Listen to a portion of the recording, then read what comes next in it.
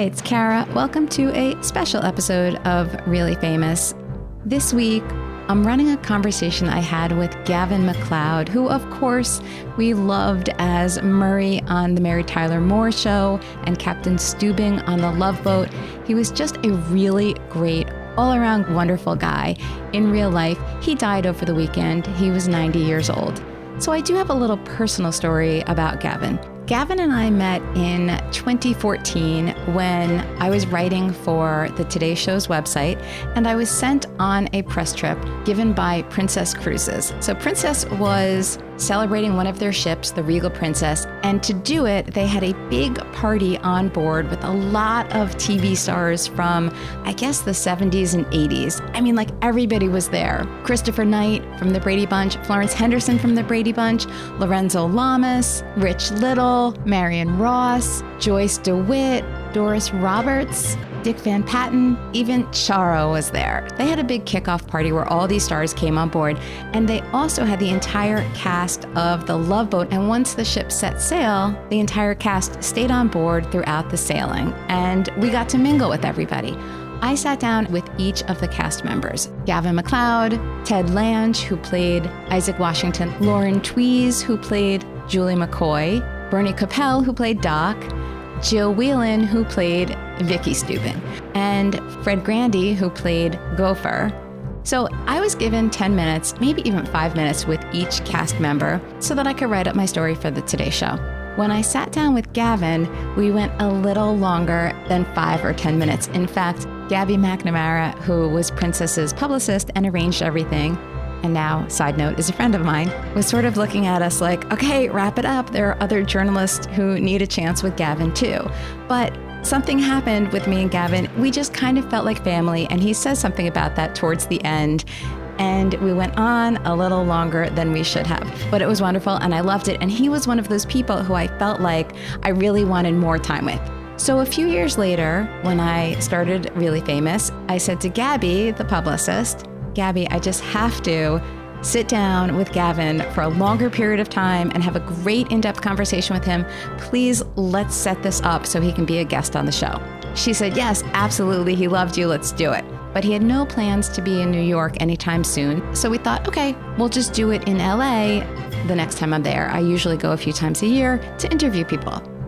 But Gavin lived 2 hours about outside of Los Angeles. So every time I would schedule a trip, it just did not fit into my itinerary to drive all the way out to the desert where he lived. And so we just kind of kept waiting for the perfect moment. Well, the perfect moment did not come, and it is a regret.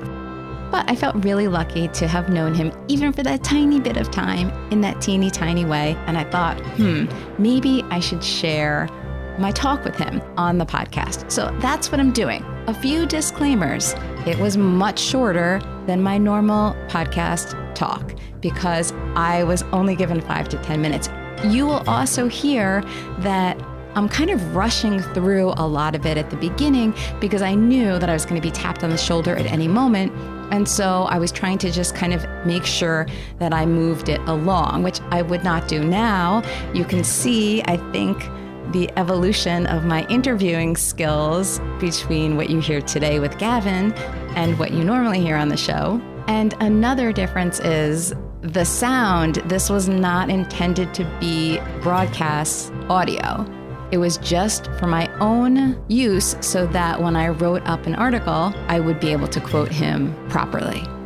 So we were in a very busy, crowded room with a ton of journalists and publicists and people working on the ship. And so you will hear a lot of background noise. If you don't like it, just turn it off. Don't listen to it. But it's so much like you're just going to be eavesdropping on him and me having a conversation. So I thought I'd give you the option to listen to it. So even though I never had Gavin on Really Famous, I did talk about him a ton with people who he has worked with. One of my very first guests was Ted Lange, who, as I said earlier, played Isaac the bartender on The Love Boat. I also had Jill Whelan on the show. She played Vicky Stubing, Captain Stubing's daughter. When I had Ed Asner on the show, Ed, of course, played Lou Grant on the Mary Tyler Moore Show, we talked about Gavin as well, and that was fun. And later, when I went to Marion Ross's home in California and we sat down to tape an episode of Really Famous, we also got to talking about Gavin, and she mentioned how wonderful it was to work with him. She played his love interest in The Love Boat. So if you want to listen to any of those 4 talks, you can. I put links to all of them in today's show notes.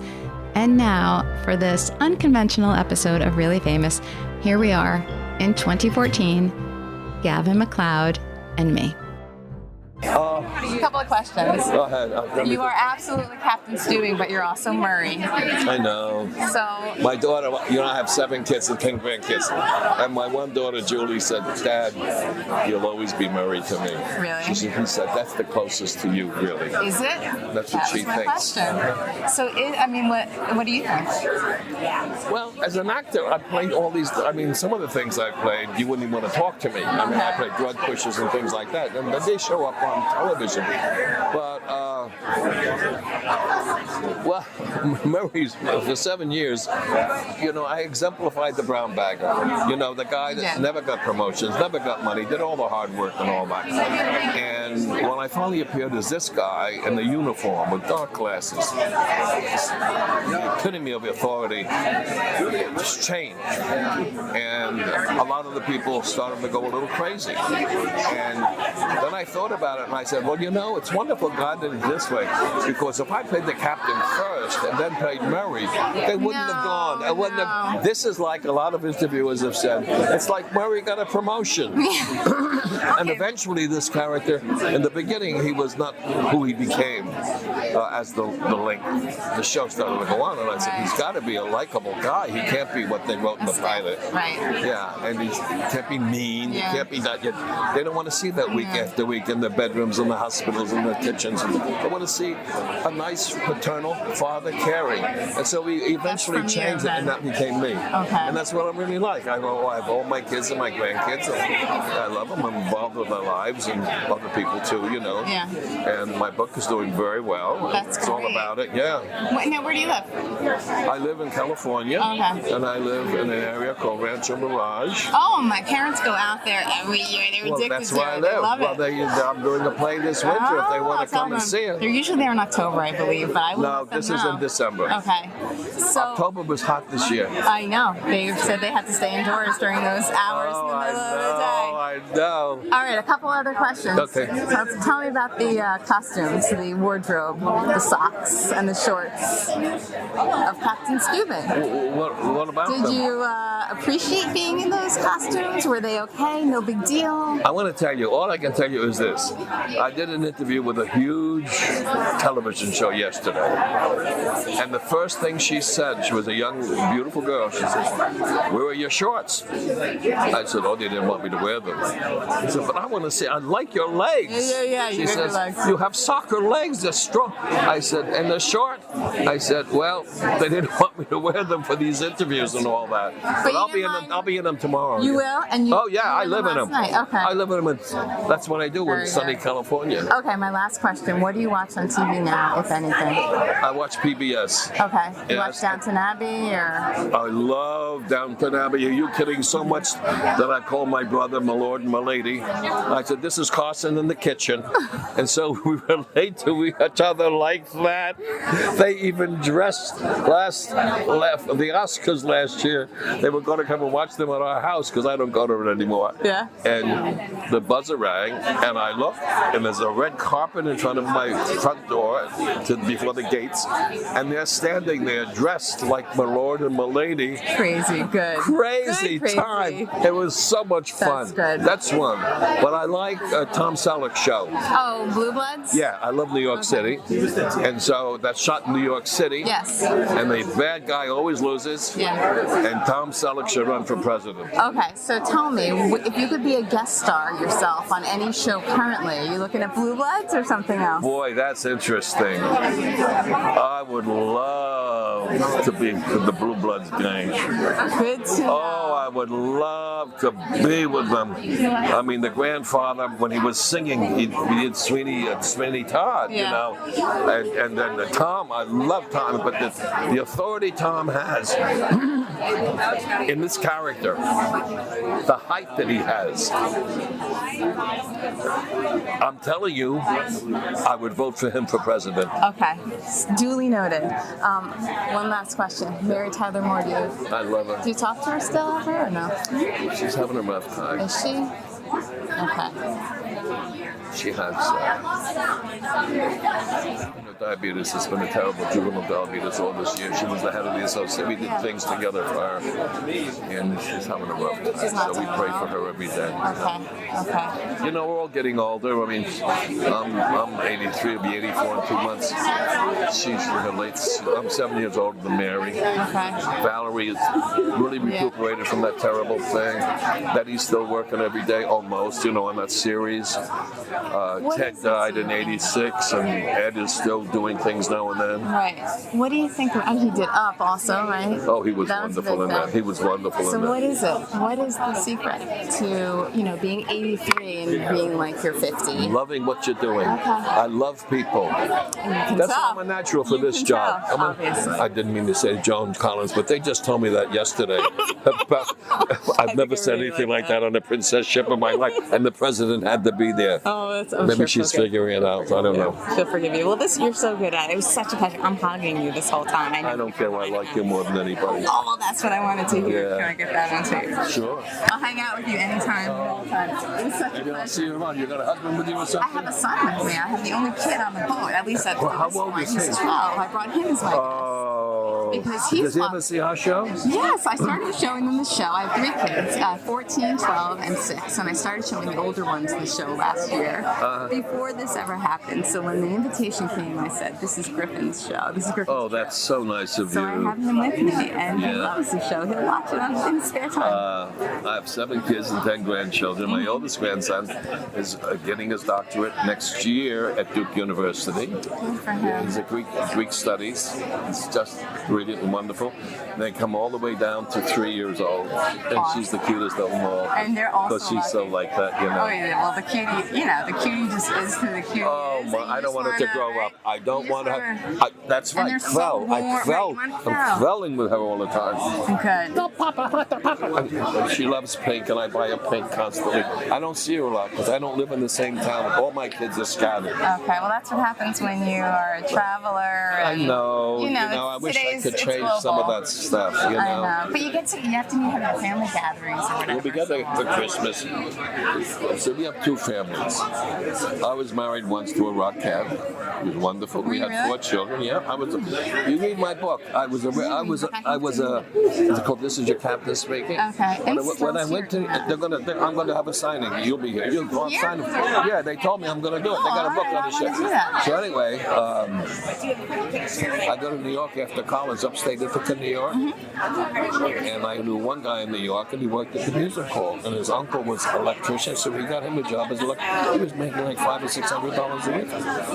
I'm going to call Vince. I said, Vince, this is me. What do you can you help me with the job while I was bald? And he said, maybe I can get you a job as an usher. I said, okay. So I did, $34 a week. And then they liked me. I got the elevator $37 a week. For the reserve seats, the first mezzanine. But I would go on interviews for jobs, and people would look at me. What can you play? You don't have any hair. So I said, I got to get some hair. How am I going to do that? So I saved. I would walk to work. We lived on. I became a roommate for Vince and another guy, so it was cheap. And we were on Central Park West to 73rd Street. I would walk down there. You know what I'm talking about, right? Yeah, and that's where I'm from. Down 6th Avenue. I always walk to the music hall between 50th and 51st on 6th. And there was a men's shop.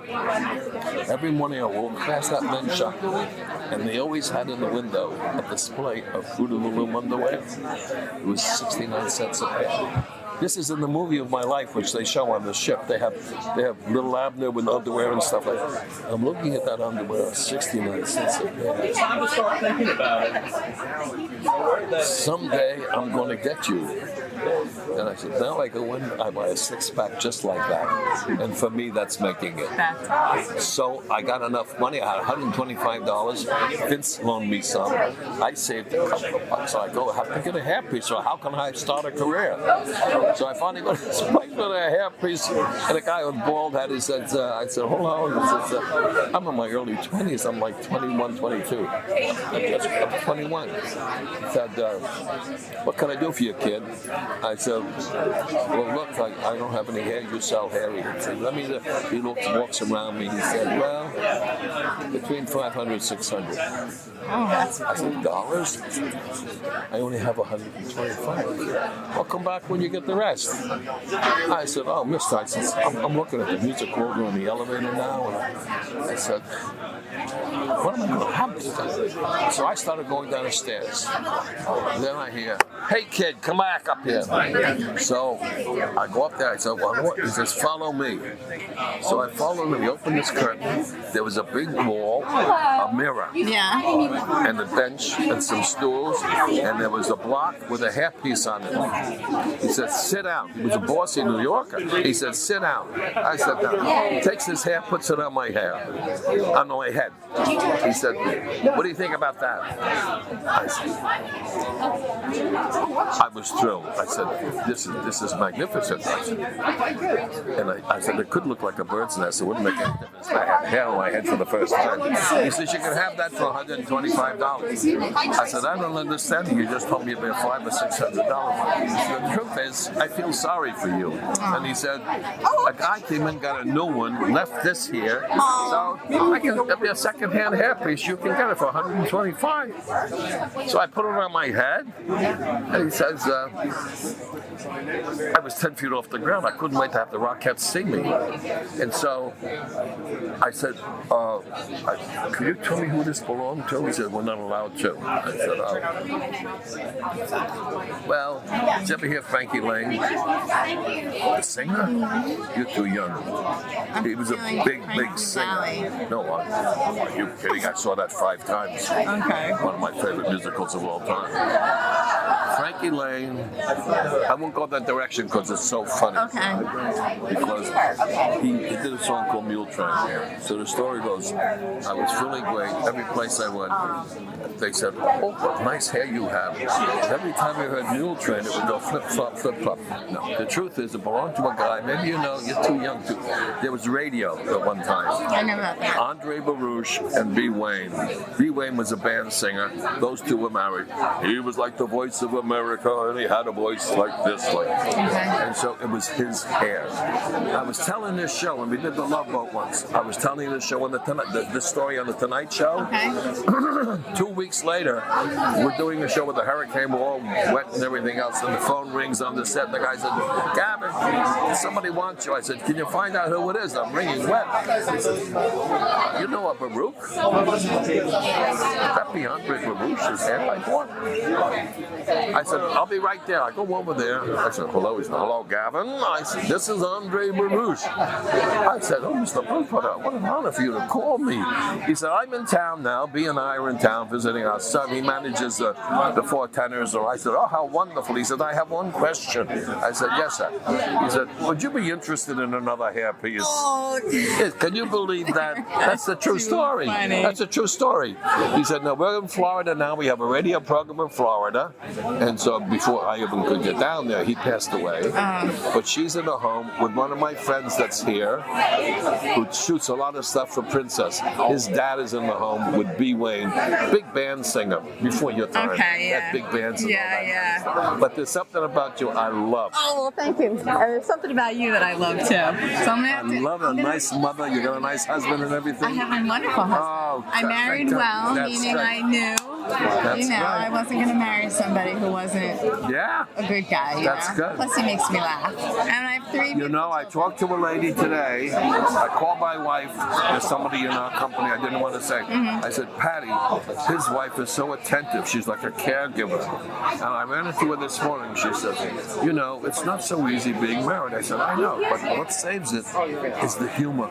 For me. We both laugh at the same time. It's a good thing. It's a good thing. And he likes that I laugh at his jokes. Because not everybody does, but I sure do. That's so wonderful. And it's all good. Who cares? That's wonderful. That's good. Well, thank you I wish so you much all the for best. taking the time. And I wish you all the best. If you I'm see trying to me get with you your on Blue son. Bloods. I'm not an agent, but I can write about it. Blue Bloods. Look, I just wrote a story. No, it's not up to me. But I wrote a story for the Wall Street Journal a few weeks ago about more television shows filming in New York City than ever before. That's that true. was my story. So I spoke to a lot of production companies who do shows in New York. There are so many now. Blue Bloods is one of them. I didn't speak to them, but we'll see. See, many years ago, just so you know, many years ago, there was a show called Hawaii Five-0. Oh yeah, please. I The watched first my dad. one. Okay. Yeah. I played Big Chicken on that. Oh, I don't remember. Big Chicken. I was up for it. I mean, Big Chicken was this terrible guy that like crawled. This is my son's favorite thing that I did. David likes this, like crawled up from a wet rock. He would get kids hooked on drugs, so they would steal from him. The reviews were incredible. They wrote him back in again the end of the first year in prison now. He's got a zip gun to Jack Lord's head. A character.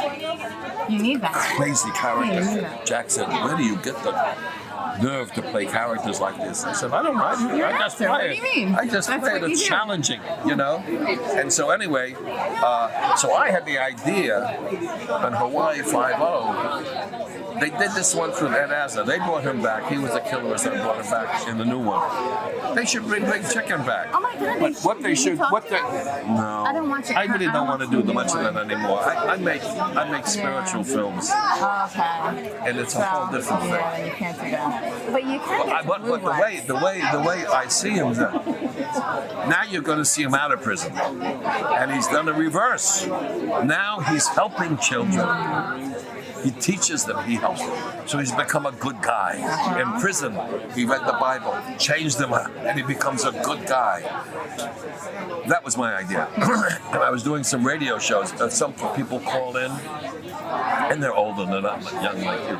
And I was doing Boston. One guy said, "Hey, Big Chicken, how you doing there, baby?" You know, so he's still alive in many people's eyes. And I have a friend who's a minister who loved that show so much. He went to auction and bought Jack's blue suit. The blue suit Jack used to wear. Your dad probably saw him. Yeah. I says, "Too bad that Jack didn't save his hair. That one piece of hair that never moved." I don't remember the hair. Well, you were young. He didn't have a big head of He hair. had real hair, but he had one little piece sticking down here. It could be a whirlwind. It could be a hurricane. It's It never still there. moved. We all joked about that, but I liked him. He was tough with some of the actors. I'm gonna look for you at the signing, and I want you to meet my son Griffin. His name is Griffin. Right now, he's the only boy. He's the only kid on. I had an uncle named Griffin. Oh, did you? Yeah, he told me about sex. You know what he said? What? Because my father died when I was young. Man. He said, I have more people coming to talk to you. Sorry. I was talking to him a little too long. I'm sorry. She's my long lost daughter. You don't mind. So he says, I don't mind waiting there. There's just something about him that I have to talk about. So anyway, Yeah. what happens is, my mother was. Hello, Gavin. Oh. I feel like you actually like me. So what happens is, Thank you. I don't mean to be rude. This is the last thing he's going to tell me, and then.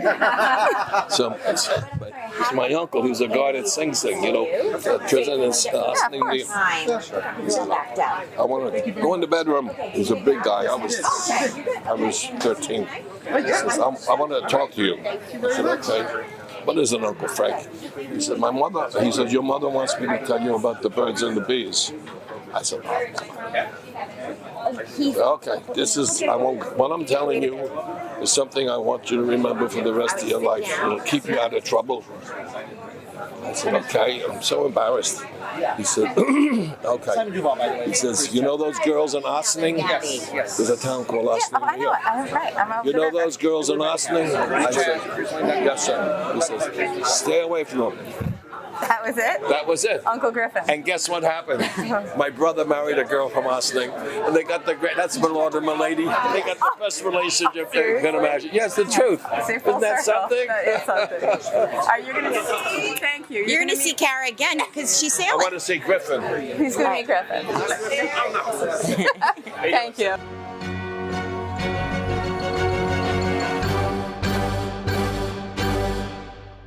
Okay, so that was it. That was our talk.